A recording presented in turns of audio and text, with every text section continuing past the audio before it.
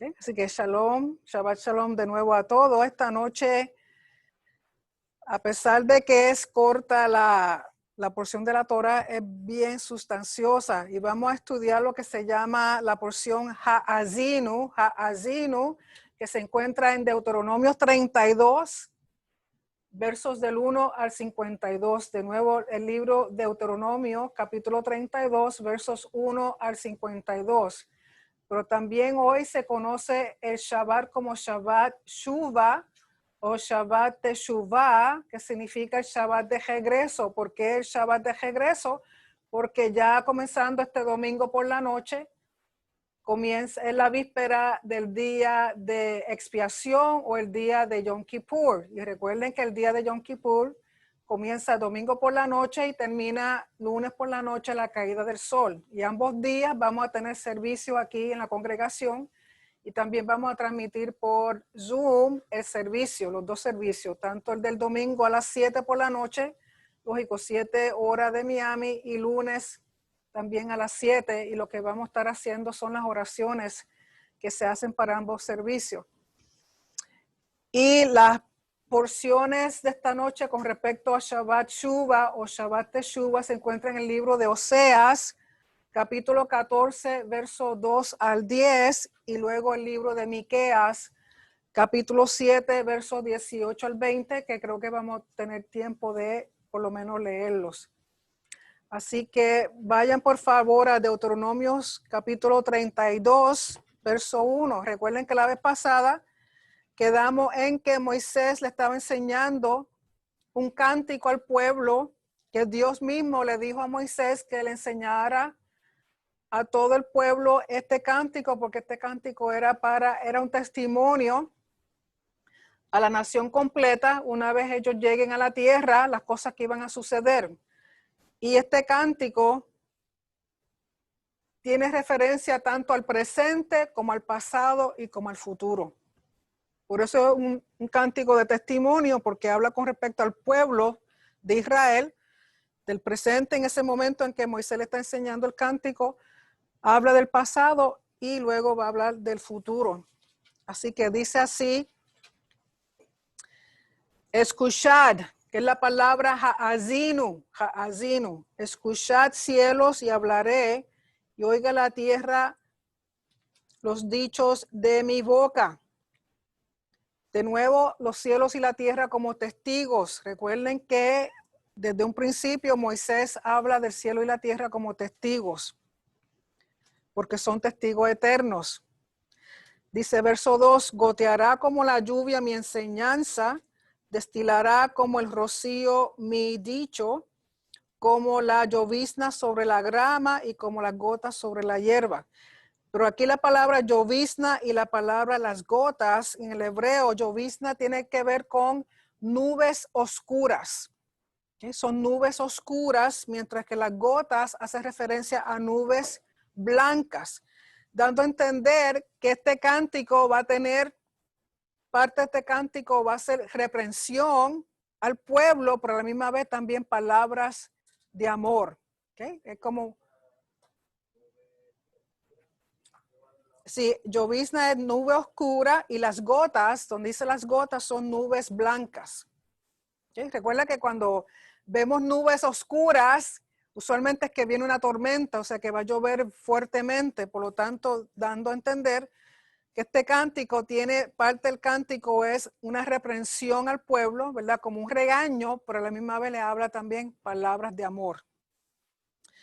Entonces dice en el verso 3, porque el nombre de Hashem proclamaré engrandecer a nuestro Elohim.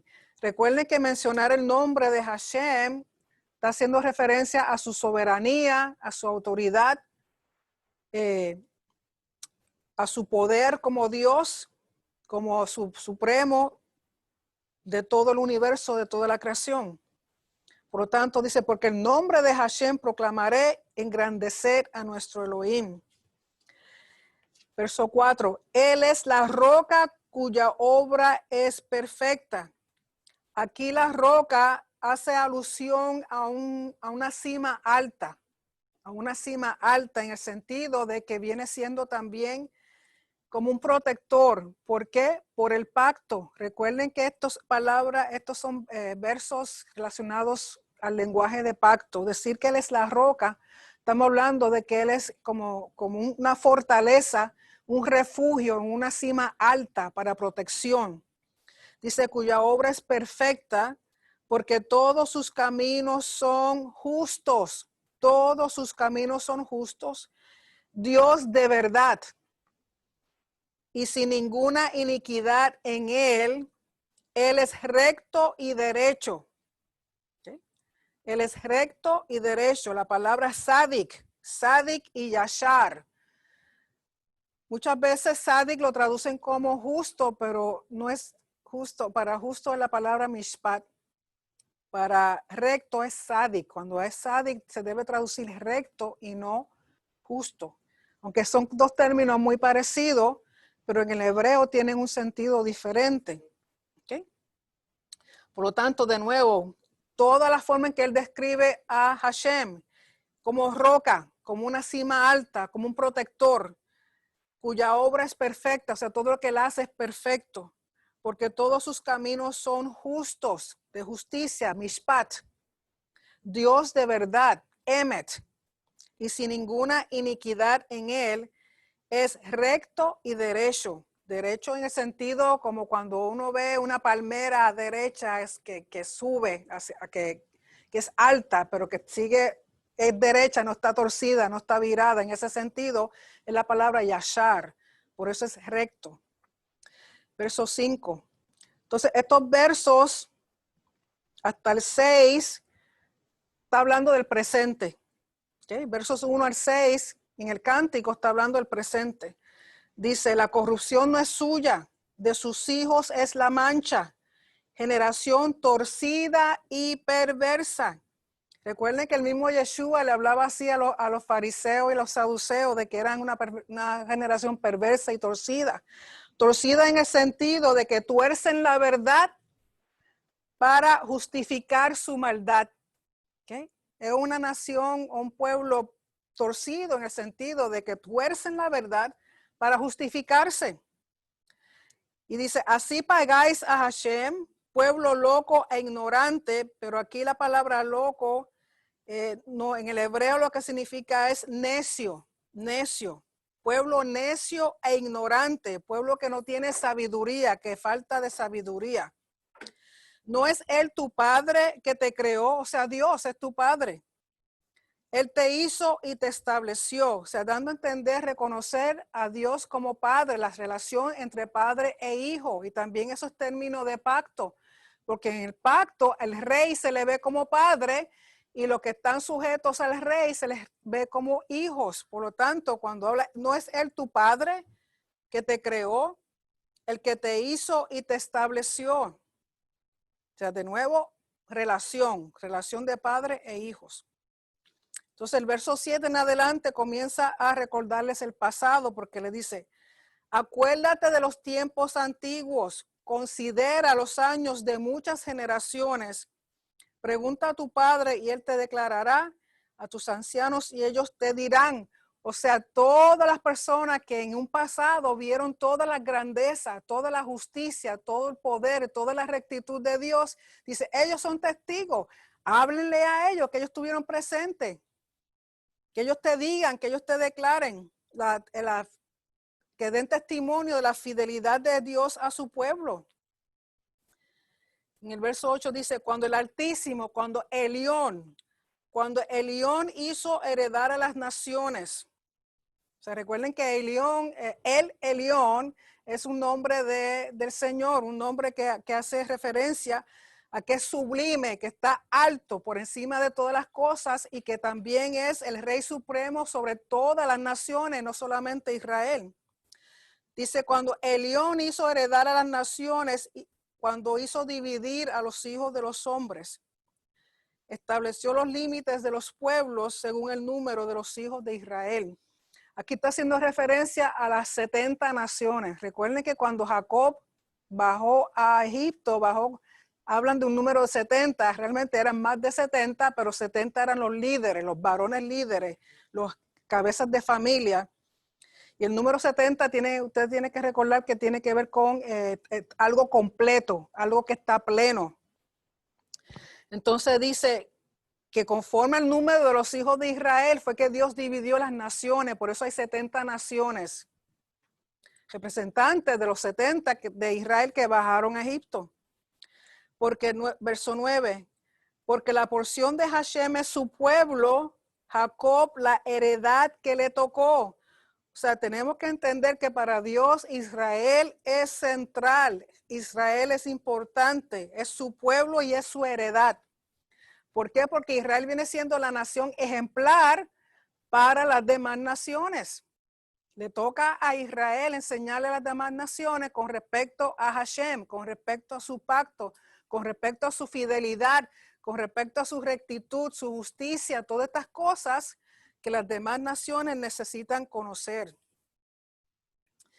El verso 10 dice, le halló en tierra de desierto. Aquí está hablando Dios, ¿cómo fue que encontró a Israel, al pueblo de Israel? Dice, le halló en tierra de desierto y en yermo de horrible soledad.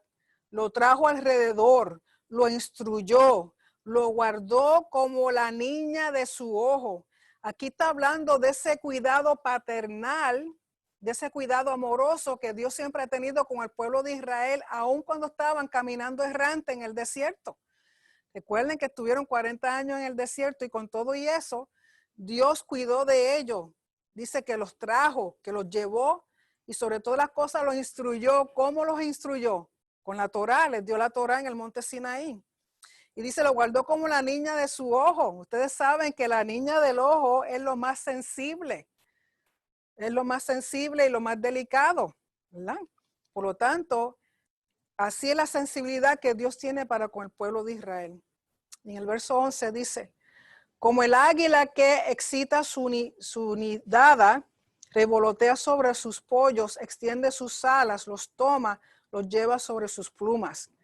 Aquí también está dando un ejemplo. Recuerden que en Egipto los faraones creían en una diosa protectora, que el símbolo de esa diosa era como un águila, tenía alas extendidas, creo que se llamaba Nechbet, algo así, Nechbet. Por lo tanto, cuando Dios hace la alusión de águila, ellos entienden el simbolismo. Ellos saben que cuando Dios mismo se llama como si hubiera sido un águila protegiendo a sus polluelos, extendiendo sus alas para protegerlo, ellos entienden ese concepto. Y en el verso 12 dice, Hashem solo le guió y con él no hubo Dios extraño, porque también tienen que recordar que para este tiempo las naciones creían en panteones de dioses, que había muchos dioses y que había un Dios jefe de todos los dioses, pero aquí Hashem le deja entender a su pueblo que él no necesita ayuda de nadie, no necesita más dioses alrededor de él, que él es más que suficiente para hacer lo que ha hecho, lo que está haciendo y lo que va a hacer con el pueblo de Israel. Por eso dice en el verso 13, los hizo subir sobre las alturas de la tierra y comió los frutos del campo e hizo que chupase miel de la peña y aceite del duro pedernal. O sea, la provisión de Dios nunca le faltó. Dice, y de Dios de lo mejor, mantequilla de vacas y leche de ovejas con grosura de corderos y carneros de Basán, también machos cabríos con lo mejor del trigo y de la sangre de la uva bebiste vino. Recuerden que su provisión, tanto material como espiritual, nunca les faltó mientras estuvieron en el desierto. ¿Okay? Por lo tanto, ¿qué Dios está mostrando ahí? Está mostrando su rol como padre, está mostrando su rol como rey soberano, está mostrando su rol como líder, está mostrando su rol como protector, proveedor, el que le ha dado todo, que no le ha faltado nada al pueblo de Israel. En el verso 15 viene el pero engordó Yeshurun. Yeshurun es un término que según describen es un término de cariño que Dios llama a Israel Yeshurun. Es un nombre de cariño y Yeshurun viene de la palabra Yashar, que fue lo que le dije, que Yashar significa algo recto, algo derecho. ¿okay? No, que no tiene no está torcido de ninguna forma. Y da a entender que este es el nombre de la personalidad ideal de Israel. Por eso dice, pero engordó Yeshurun y tiró cosas, engordaste, te cubriste de grasa. Entonces abandonó al Dios que lo hizo y menospreció la roca de su salvación, la roca de su Yeshua. Y cuando dice aquí menospreció, realmente es que de una forma necia rechazó a Dios. Dando a entender, cuando tuvo abundancia, cuando tuvo bendición, como sucede, y hemos hablado de eso otras veces, que las personas entonces se olvidan de Dios porque lo tienen todo. Pues de igual manera hizo Israel. Verso 16, le despertaron a celos con los dioses ajenos. O sea que Israel entró en idolatría. Lo provocaron a ira con abominaciones. Sacrificaron a los demonios y no a Dios, a dioses que no habían conocido, a nuevos dioses venidos de cerca, que no habían temido vuestros padres. En otras palabras, cometieron adulterio espiritual. La idolatría no es otra cosa que el adulterio espiritual. Verso 18. De la roca que te parió te olvidaste. Hablando de Hashem, es la roca. Te has olvidado de Dios tu creador. Y lo vio Hashem y se encendió en ira por el menosprecio de sus hijos y de sus hijas. Y dijo, esconderé de ellos mi rostro. Del verso 20 en adelante es el futuro. ¿Okay? Recuerden que del verso 1 al 6, el cántico hace referencia al presente. Del verso 7 al 19 hace referencia al pasado y del 20 en adelante va a hablar del futuro. Y dijo, esconderé de ellos mi rostro, veré cuál será su fin, porque son una generación perversa, hijos infieles. Recuerden que el término infidelidad, así como el término fidelidad y el término leal, tienen que ver con el pacto, rompieron el pacto. Por lo tanto, Dios tiene que esconder de ellos su rostro. Verso 21. Ellos me movieron a celos con lo que no es Dios. De nuevo, la idolatría. Me provocaron a ira con sus ídolos. Yo también los moveré a celos con un pueblo que no es pueblo. Los provocaré a ira con una nación insensata. En otras palabras, que así como provocaron a Dios a celos con ídolos, con dioses falsos, Dios va a crear que Israel sienta celo, porque entonces Dios se va a llegar a naciones, a una nación que no es Israel. ¿Okay? O sea, eso da a entender, las naciones gentiles va a llegar el momento en que van a acercarse a Dios mientras que Israel se ha separado de Dios. Entonces ellos van a sentir celo, y para nosotros que estamos en lo que estamos, estudiando la Torá, haciendo el Shabbat, haciendo los Moedim del Señor, a muchos judíos eso le intriga. ¿Que por qué? Porque ellos dicen que nosotros no tenemos que hacer nada de eso. Y muchos de ellos le da celo de que ellos no lo están haciendo, pero tampoco quieren que nosotros lo hagamos, ¿verdad? Digo, estoy hablando de algunos judíos, no todos. Pero aquellos que no lo hacen y nos ven a nosotros haciéndolo, les molesta. Pues eso se está cumpliendo en nosotros, esta palabra con respecto a Israel. Dice, yo también los moveré a celos con un pueblo que no es pueblo, o sea, que no era el pueblo original de Dios. Los provocaré a ira con una nación insensata. ¿Por qué insensata? Porque son naciones que no tenían la Torá y están viniendo al conocimiento de la Torá. Porque fuego se ha encendido en mi ira y arderá hasta las profundidades del Seol. En hebreo es Sheol. Recuerden que Sheol es el lugar de los muertos, donde se entierra el muerto. No es infierno, no es nada de eso. El Sheol es donde se entierran a los muertos, o sea, debajo de la tierra, las profundidades de la tierra. Dice, devorará la tierra y sus frutos y abrazará los fundamentos de los montes. O sea, el coraje de Dios, la ira que él tiene, va a hacer todas estas cosas, ¿no? Yo amontonaré males sobre ellos, emplearé en ellos mis saetas. Consumidos serán de hambre y devorados de fiebre ardiente y de peste amarga. Diente de fieras enviaré también sobre ellos, con veneno de serpientes de la tierra. Recuerden que esto es parte de las estipulaciones del pacto, donde decía que si uno desobedecía, todas estas cosas le iban a sobrevenir. Verso 25. Por fuera desolará la espada y dentro de las cámaras el espanto. Así al joven como a la doncella, al niño de pecho como al hombre cano. Yo había dicho que los esparciría lejos, o sea, exilio. ¿Por qué? Porque cada vez que cuando se rompe el pacto, Dios no puede estar en presencia del pecado, pues entonces tiene que hacer exilio. Y lo interesante es que los comentarios dicen que no solamente el pueblo fue al exilio, sino que también Dios se tuvo que ir al exilio.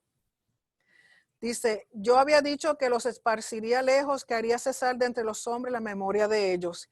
De no haber temido la provocación del enemigo, no sea que se envanezcan sus adversarios, no sea que digan nuestra mano, o sea, que los enemigos crean que ellos fueron los que hicieron daño a Israel, que ellos mismos se echen, ¿cómo se den la pompa de que fueron ellos? Entonces Dios, para evitar que ellos digan eso, dice, no sea que se envanezcan sus adversarios, no sea que digan, nuestra mano poderosa ha hecho todo esto y no Hashem, porque son nación privada de consejos y no hay en ellos entendimiento o discernimiento. O sea, estas naciones que se creen que ellos son los que están haciéndole daño a Israel.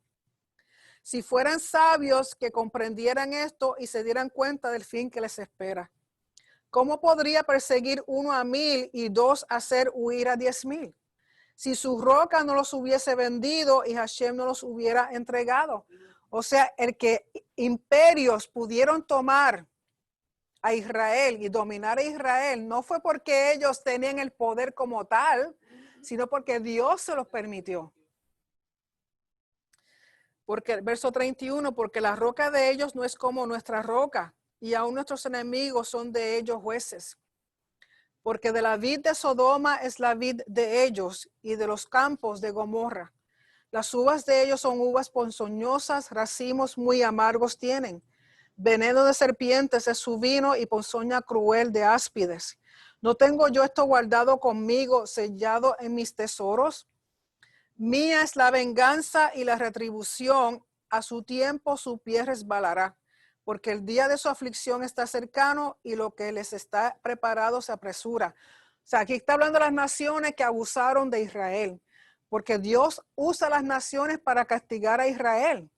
Pero una cosa es que ellos se pasen de la mano, o sea, que se pasen más allá de lo que Dios quería que hicieran con Israel, como hizo Egipto, ¿verdad? Egipto fue una forma de castigar a Israel, siendo ellos esclavos, pero entonces los faraones se les fue la mano, hicieron peor de lo que Dios quería que hicieran con el pueblo de Israel. ¿Okay? Una cosa es que alguien venga y te dé una, ¿cómo es? Una nalgada, y otra cosa es que vengan y te casi te maten, ¿verdad? O sea, porque el pueblo, una cosa es un castigo de parte de Dios y que los pueblos ajenos a Israel entonces tomen esa oportunidad para oprimir y hacer más injusticia de lo que Dios había pedido. Entonces dice, mas la venganza y la retribución a su tiempo su pie resbalará. Aquí está hablando del día del Señor. Aquí está hablando de esta época, de este tiempo, cuando va a haber ese Yom Kippur de juicio para todas las naciones. Verso 36, porque Hashem juzgará a su pueblo y por gracia de sus siervos se arrepentirá cuando viere que la fuerza pereció y que no queda ni siervo ni libre. Y dirá, aquí hablando el Señor con respecto al pueblo que se fue tras dioses ajenos, dice, ¿dónde están tus dioses? Las rocas en que se refugiaban, que comían la grosura de sus sacrificios y bebían el vino de sus libaciones. Levántense, que os ayuden y os defiendan. Recuerden eso, como cuando fue Elías, le dijo a los sacerdotes de Baal, a Dios, pero llámate a tu Dios porque Baal no viene, ¿será que está durmiendo? O sea, el mismo sarcasmo de que, ok, confiaste en esos dioses falsos, pues mira, ¿y dónde están? Todas esas cosas que le ofreciste, todo eso que le diste, ¿dónde está? Por eso dice en el verso 39, ver ahora que yo, o sea, Hashem, yo soy y no hay dioses conmigo. Yo hago morir y vivir. Yo hiero y yo sano. Y no hay quien pueda librar de mi mano. ¿Okay? Dios es el único que hace las cosas. Y cuando las hace, tiene razón para hacerlas. ¿Okay? En el verso 40 dice, porque yo alzaré los cielos mi mano, en otras palabras, está haciendo un juramento, y diré, vivo yo para siempre. Si afilare mi reluciente espada, y si ustedes recuerdan, en el libro de Apocalipsis, Yeshua habla de que una espada sale de su boca. Si afilare mi reluciente espada y echaré mano del juicio, yo tomaré venganza de mis enemigos y daré la retribución a los que me aborrecen. Embriagaré de sangre mis saetas y mi espada devorará carne. En la sangre de los muertos y de los cautivos, en las cabezas de larga cabellera del enemigo. Es interesante que aquí cuando habla de la larga, ¿por qué habla de la larga cabellera de los enemigos? Porque para el tiempo de, no sé si fue para el tiempo de los romanos o... Y hubo un tiempo en que había unos enemigos diestros y se les reconocía porque todos los soldados de ese ejército tenían el pelo largo. Y la destreza era que montado a caballo, no, montaban a caballo, pero la forma de ellos pelear, es más, esto me recuerda, los otros días estaba viendo la película de Mulan, la nueva película de Mulan de Disney, y en una parte se ven los que están peleando en contra de ellos, los enemigos, están montados a caballo, y estando en el caballo se viran al revés, como que se viran en el asiento, y de espalda tiran las flechas y son tremendos cazadores, o sea, no fallaban en nada. Y existía así un grupo de un ejército que tiene un nombre particular, cual no me acuerdo ahora, y lo particular de ellos era que tenían la cabellera larga. Y se conocían por eso, porque eran bien diestros con el arca,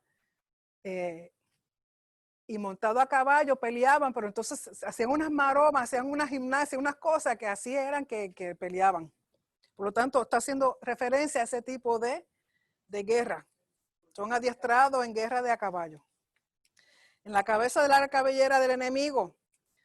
Entonces, en el verso 43 está hablando del tiempo en que Israel va a ser reconocido por todas las naciones como la nación escogida y la herencia de Hashem. Dice, alabar naciones a su pueblo, o sea, al pueblo de Israel, porque él vengará la sangre de sus siervos y tomará venganza de sus enemigos y hará expiación, aquí es la palabra kiper, de donde viene Yom Kippur.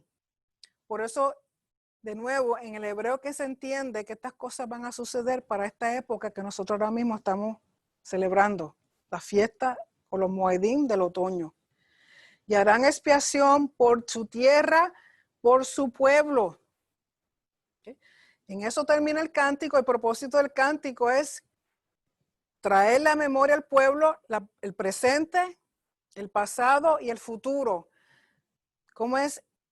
Dios los regaña, Dios los castiga, pero a la larga los atrae así con amor y misericordia y compasión. ¿Por qué? Por el pacto. Él no puede romper el pacto que hizo con Abraham, Isaac y Jacob. Él hizo un juramento con su propio nombre. Dios no puede fallar a lo que él ha prometido, a lo que él ha jurado. Por lo tanto, a pesar de todo, como todo padre que castiga a sus hijos, los castiga por amor, para corregir, para tratar de que ellos sean, porque uno los ama, ¿verdad? Lógico, el hijo cuando joven no lo entiende, pero entonces luego cuando llega a ser viejo y tiene sus propios hijos, entonces entiende que lo que los padres hacían era para el bien de uno. Pues igualmente nuestro Padre Celestial. Aquellos que son padres que tienen hijos pueden entender mejor las acciones de Dios como padre que aquellos que no tienen hijos. ¿Ok? ¿Por qué? Porque de igual manera Dios castiga, pero es con amor, con el propósito de atraer y mantener la relación. Por eso él dice, alabad naciones a su pueblo, es Israel. Porque él, Dios, vengará la sangre de sus siervos y tomará venganza de sus enemigos y hará expiación por su tierra, por su pueblo. Y ese cántico es testimonio a la nación de Israel. Vino Moisés y recitó todas las palabras de este cántico a oídos del pueblo, él y Josué, hijo de Nun. Y acabó Moisés de recitar todas estas palabras a todo Israel y les dijo, aplicar vuestro corazón a todas las palabras que yo os testifico hoy para que las mandéis a vuestros hijos, a fin de que cuiden de cumplir todas las palabras de esta Torá. Porque no es cosa vana, en otras palabras, esta Torá no es algo vacío, no es algo vano, es vuestra vida. Y por medio de esta Torá haréis prolongar vuestros días sobre la tierra a donde vais pasando el Jordán para tomar posesión de ella. O sea, con esto termina el discurso y la repetición de la Torá, de los mandamientos, de la enseñanza del Dios para con su pueblo, porque están por cruzar a la tierra prometida. Verso 48. Y habló Hashem a Moisés aquel mismo día diciendo, sube este monte de Abarim al monte Nebo, situado en la tierra de Moab, que está frente a Jericó, y mira la tierra de Canaán, que yo doy por heredar a los hijos de Israel. Y muere en el monte al cual subes, y sé unido a tu pueblo, así como murió Aarón tu hermano en el monte Hor, y fue unido a su pueblo. Por cuanto pecas, o sea, el ser unido a tu pueblo es un honor. Es que cuando la persona muera en honor, igual que su resto de su familia.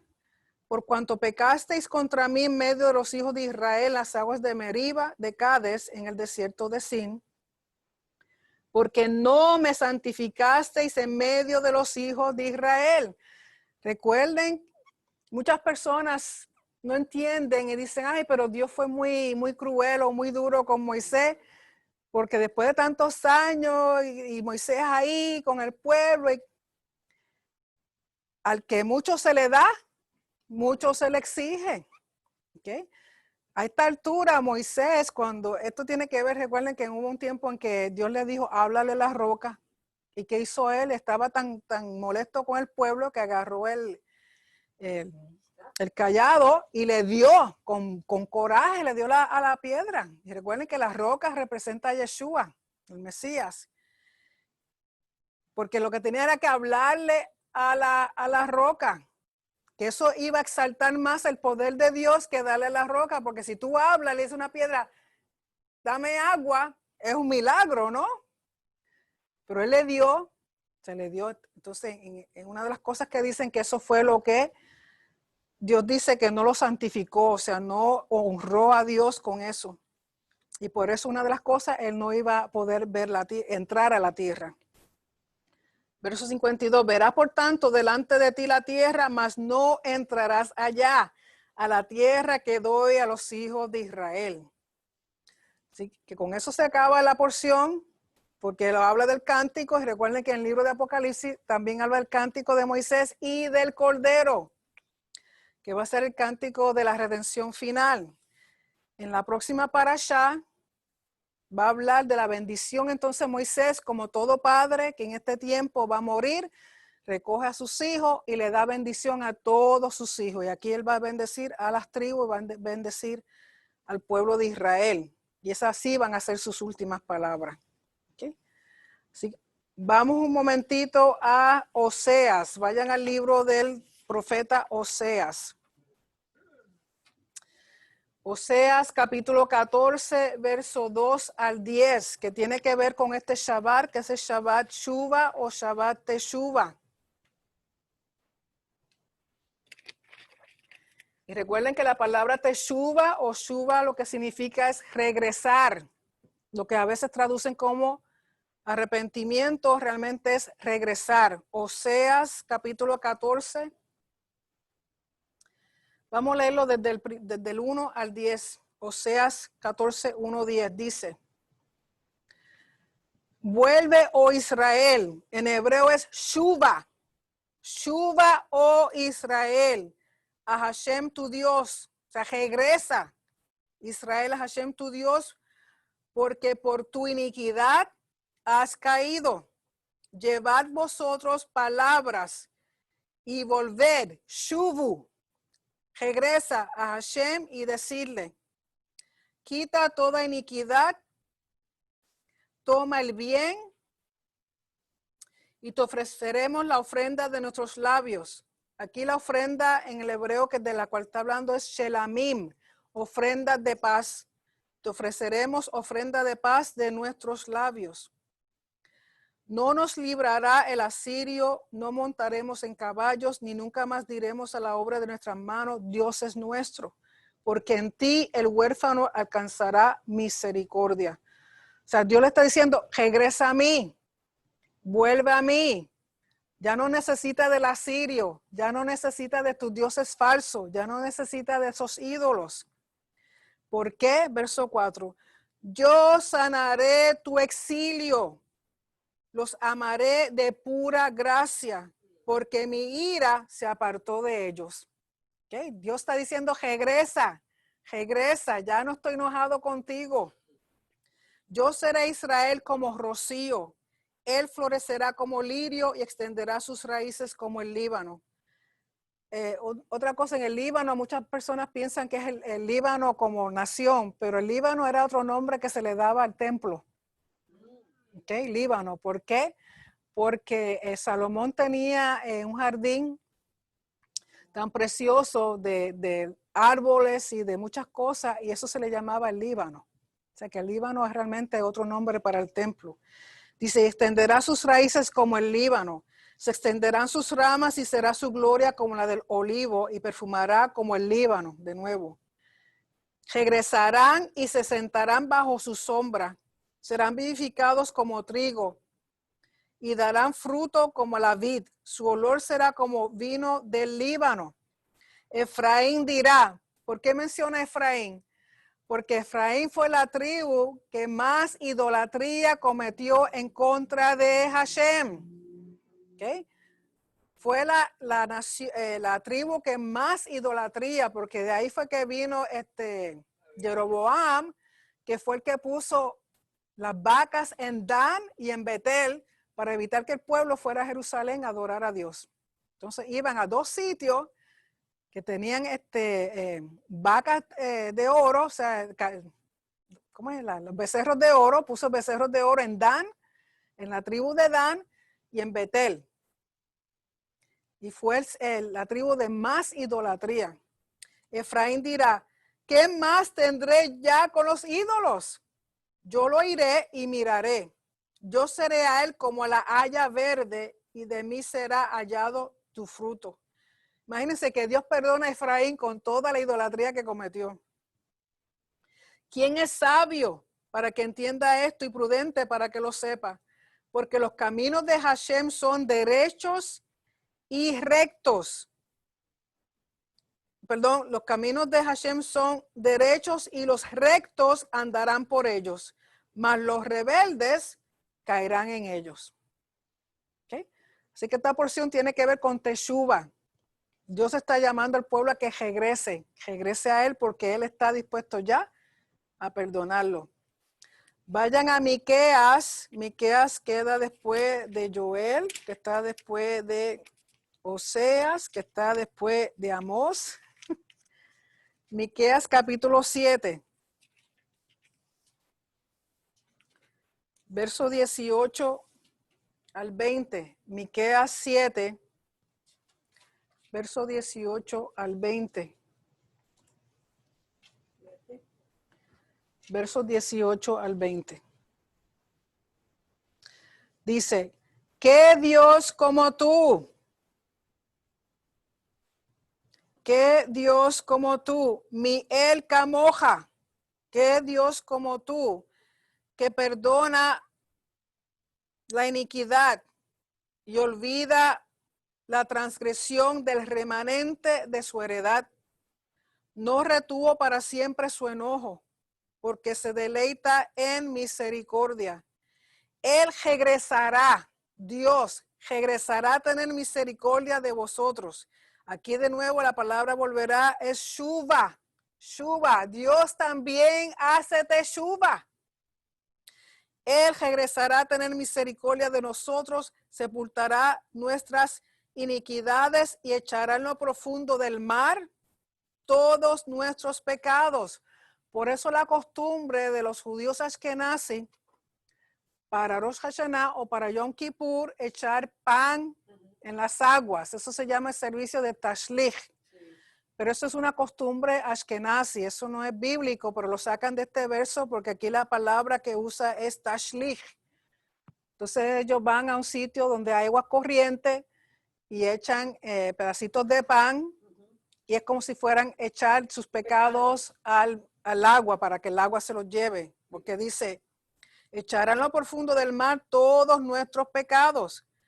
Cumplirás la verdad a Jacob y a Abraham la misericordia que juraste a nuestros padres desde tiempos antiguos. Por lo tanto, de nuevo, Dios pide que nosotros regresemos, que hagamos teshuvas y Él a la misma vez hace teshuva. Él regresa a darnos misericordia, a darnos compasión. ¿Por qué? Porque ha perdonado la iniquidad de su pueblo. De nuevo, como un padre bueno castiga, da pau pau, pero después los recoge de nuevo con mucho amor. ¿Okay? Por eso es que el pueblo tiene que regresar y hoy día este Shabbat es el día de comenzar a regresar porque ya el domingo por la noche, a la caída del sol, comienza el día de expiación o el día de Yom Kippur y termina el lunes por la noche a la caída del sol. Y también es un tiempo de ayuno, es un tiempo de, se te van a terminar los 40 días de teshuva, de introspección, de mirarnos, ¿verdad? De pedir perdón a Dios. No tan solo a Dios, también es tiempo de pedir perdón a las personas, cualquier cosa que nosotros hayamos hecho en contra de las personas. Así que con eso termina la porción de esta noche. Recuerden que estamos en Teshuva. Teshuva. Como les dije, el domingo y el lunes estaremos transmitiendo en vivo los servicios de Yom Kippur para aquellos que no puedan venir a la congregación y vamos a hacer las oraciones. Y a muchos de ustedes yo les envié por PDF las oraciones para que a la misma vez con nosotros las hagan.